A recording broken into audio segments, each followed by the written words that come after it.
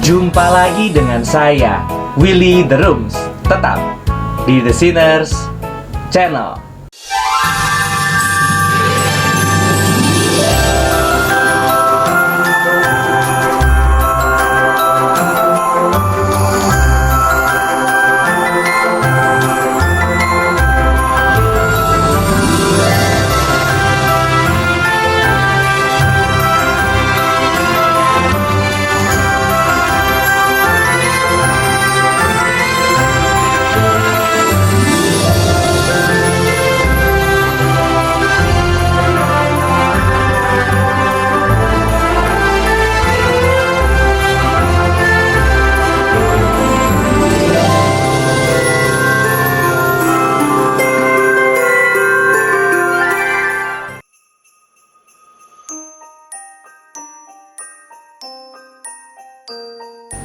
Bolehkah orang Kristen berpenampilan seperti Sinterklas?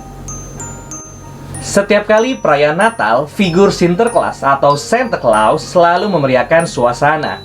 Budaya ini jelas tidak ada di dalam Alkitab. Figur ini bahkan tidak ada dalam dunia nyata. Dia adalah tokoh fiktif dalam sebuah tradisi yang dipinjam dari budaya Barat. Sinterklas digambarkan sebagai seorang sosok tua yang sangat baik hati. Setiap Natal, dia akan memberikan kado istimewa bagi anak-anak yang baik. Kehadirannya sangat dinantikan oleh anak-anak. Para orang tua memanfaatkan tradisi ini untuk mengendalikan kenakalan anak-anak mereka. Paling tidak, selama bulan Desember. Lalu, apakah orang-orang Kristen diperbolehkan memeriahkan momen-momen Natal dengan menghadirkan figur Sinterklas?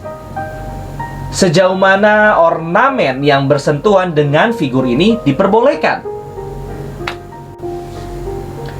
Santo Nikolaus juga dikenal sebagai Bapa Natal, Kris Kringle, Santa Claus, atau sekedar Santa.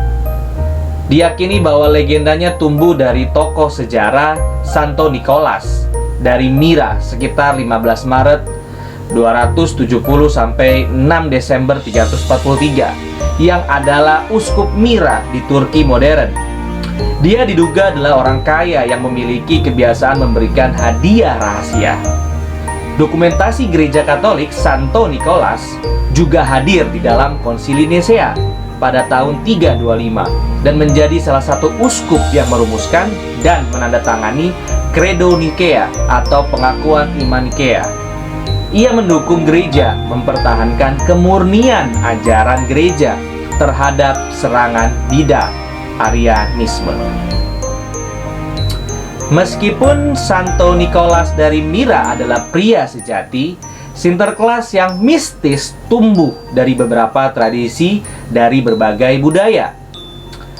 Menelusuri secara akurat perkembangan sejarah Sinterklas agak sulit, tetapi itu jelas mencangkup kombinasi beberapa dewa pagan dan cerita rakyat.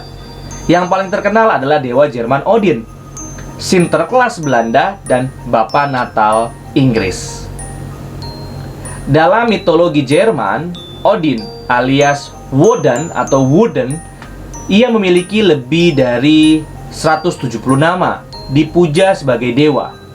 Dia sering digambarkan sebagai pria berambut panjang, bermata satu, memiliki mantel panjang yang lebar, dan memegang tombak.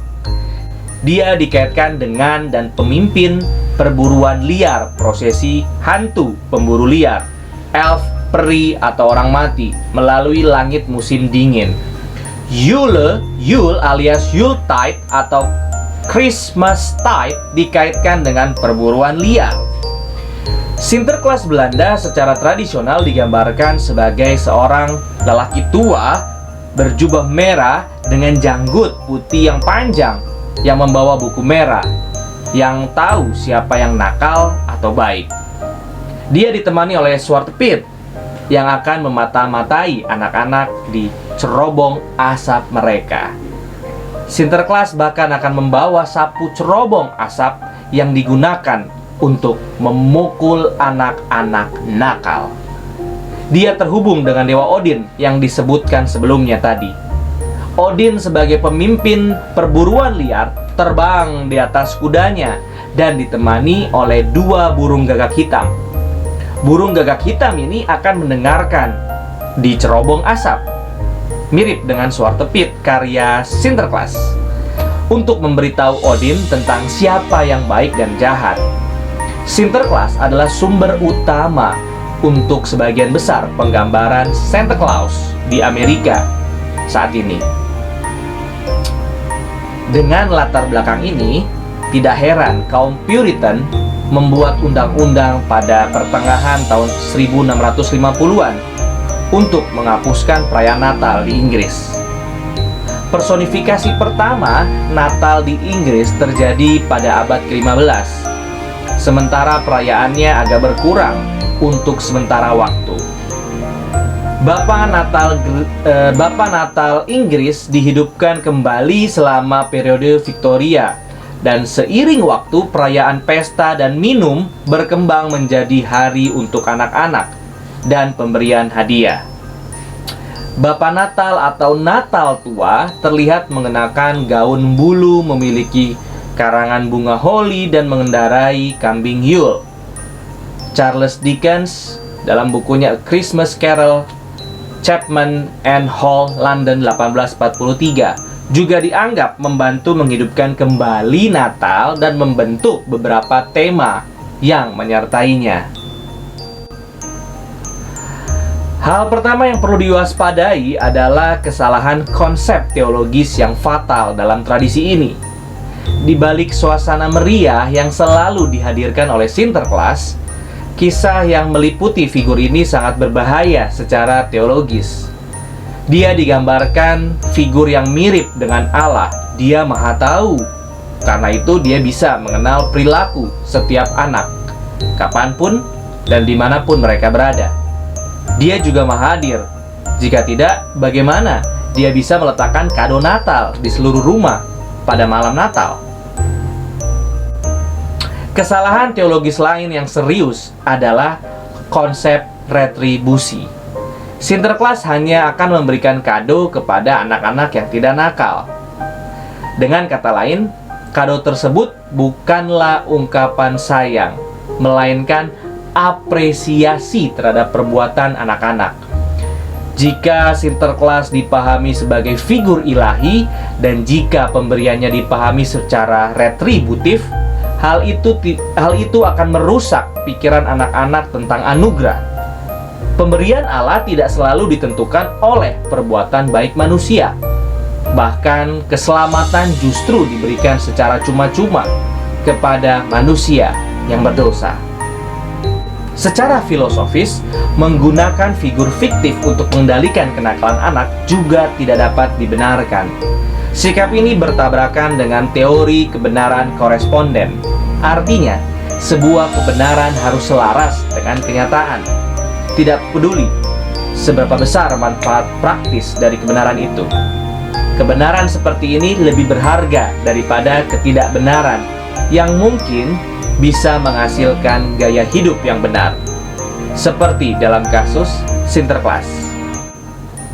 Mempertimbangkan semua penjelasan ini, apakah semua ornamen Natal yang berhubungan dengan Sinterklas perlu dibuang dalam perayaan Natal kita? Belum tentu juga. Cara kita memahami, memaknai, dan menggunakan Sinterklas sangat berbeda dengan orang-orang Barat memperlakukan figur dari figur Sinterklas yang fiktif ini. Bagi kita, Sinterklas hanyalah sekedar ornamen Natal. Kehadirannya dapat disamakan dengan pohon Natal beserta dengan semua hiasan di atas pohon Natal. Hanya sebuah simbol tanpa makna. Tidak adil apabila orang-orang Kristen di budaya timur yang mengenakan pakaian atau atribut Sinterklas dihakimi berdasarkan pemahaman Barat. Bagaimanapun juga, etika Kristen bukan hanya masalah benar atau salah, tetapi membangun atau menyandung orang lain. Jikalau ornamen-ornamen Sinterklas membuat orang lain tersandung, untuk apa kita memaksakan diri menggunakannya? Toh manfaatnya juga tidak besar.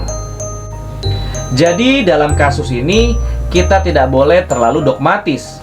Biarlah mereka yang menolak ornamen Sinterklas tidak menolak saudara-saudara mereka yang mengenakannya.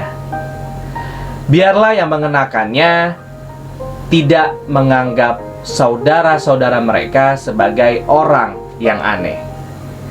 Ini bukan persoalan esensial yang layak untuk diperdebatkan dan dipertentangkan secara kasar. Pada akhirnya, hendaklah setiap pihak sama-sama bersikap kritis terhadap konsep-konsep teologis yang melenceng dalam tradisi ini. Soli Deo Gloria. Terima kasih. Tuhan Yesus memberkati. Gloria in excelsis Deo, Gloria in excelsis Deo. Hear the angels singing, Christ is born. Hear the angels singing, Christ is